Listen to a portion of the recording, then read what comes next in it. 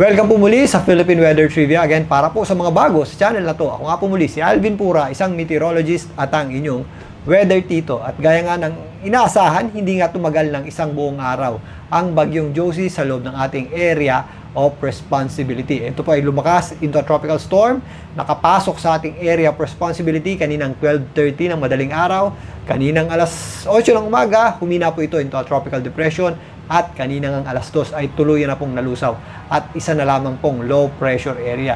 Sa ngayon, patuloy na po yang lumalayo sa ating bansa at patuloy pa ang paghina. Ito po ay huling namataan ng Pag-asa sa layong 1,125 kilometers east ng southeastern Luzon, at yan po ay wala pong naging direktang epekto sa ating bansa. So, hello at goodbye Josie agad tayo.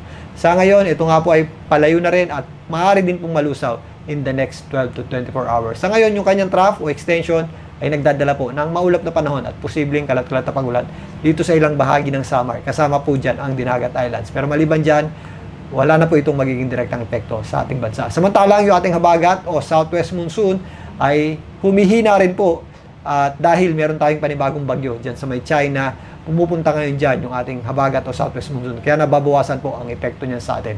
Silipin naman natin yan.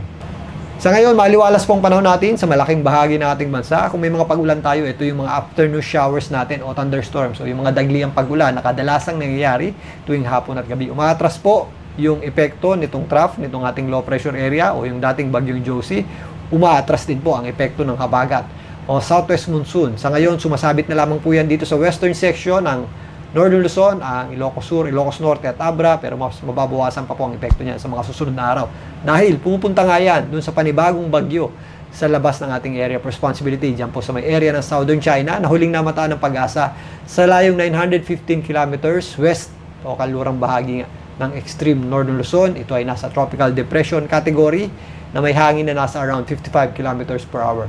Malapit sa kanyang gitna. Sa ngayon, dahil nga nasa lupa, is mahihirapan po yang mag-consolidate ng lakas unless makabalik po yan dito po sa tubig. Pero yun nga, hindi natin inaasahan ito maging malakas na bagyo, pero magpapatuloy po yung kumilos patungo dito sa may area ng Taiwan, na kung saan dyan po pupunta yung ating habagat o southwest monsoon sa mga susunod na araw. Pero, posible bang magkaroon ng habagat kung walang bagyo sa loob o low pressure area sa loob at labas ng ating area of responsibility? Pag-usapan natin yan.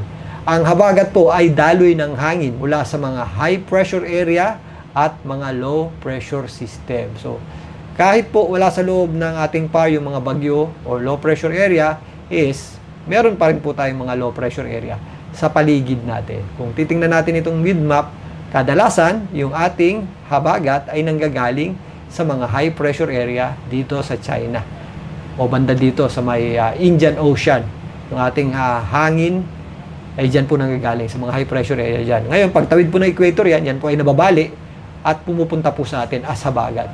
Ngayon, mula high, syempre dadaloy po yan sa mga low pressure system o mga bagyo. Kapag meron tayong bagyo, lumalakas po yung ating habagat dahil nga mas malaki po o mas mababa yung dinadaluyan niya. Imaginin po natin na nagbuhos kayo ng tubig sa isang mataas na lugar, dadaloy po yan sa mas mababa. Ito po yung high pressure area, nagbuhos kayo ng tubig, dadaloy po yan sa mas mababang low pressure area. Ngayon, kung mas malakas yung bagyo, ibig sabihin yan, mas steep yung ating gradient, kung saan mas malakas yung daloy ng ating hangin, mas malakas yung ating habagat. Ngayon, kung mga low pressure area lang ang dadaluyan ng ating high pressure area o yung ating hangin, is mas kokonti yung gradient, kaya mas mahina yung ating habagat. So, isa yan sa factor na nagpapalakas ng ating habagat is yung lalim nung low pressure system o yung mga bagyo na humihila dito o yung nagpapalakas dito. Marami pang ibang factors gaya rin po ng lalim o taas ng ating high pressure area. Ngayon, kung wala bang low pressure area o bagyo, meron pa rin tayong habagat. Posible po yan. Pag ganitong buwan ng June, July, August o panahon nga ng habagat, is meron tayong tinatawag na monsoon trough. Ano po yung monsoon trough? Ito po yung ating intertropical convergence zone o sumusunod po yan sa init ng araw. Nandito po yan. Yan din po yung ginagamit ng mga nananakot na parade o parada ng mga bagyo. Normal lang po yan sa ganitong panahon o ganitong buwan. Nagkakaroon talaga tayo ng mga kaulapan na sunod-sunod dahil yan po yung ating tinatawag na monsoon trough. Sa ngayon, ito po yan. Itong linya na yan. Kung mapapansin nyo. So, ito pong monsoon trough natin ay relatively mababa din yung pressure. Hindi man po yan low pressure area o hindi man po yan bagyo, pero dyan nga nagsisimula yung ating mga low pressure area.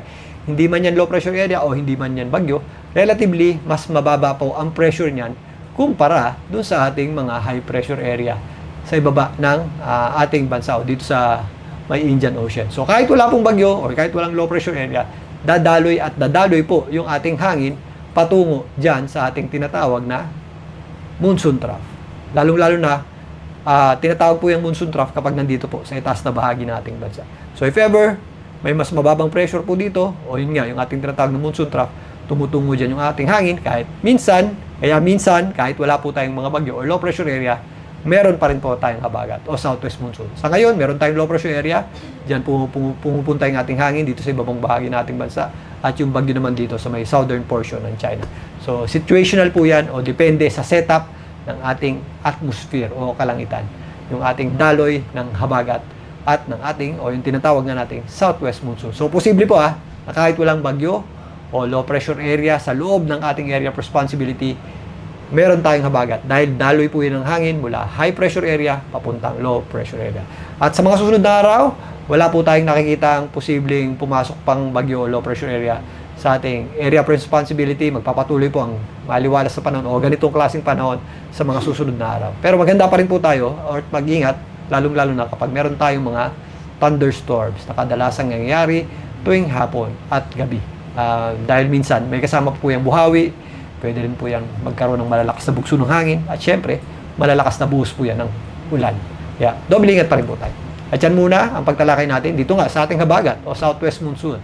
Muli ito po ang inyong weather dito para sa Philippine Weather Trivia. Gandang hapon po.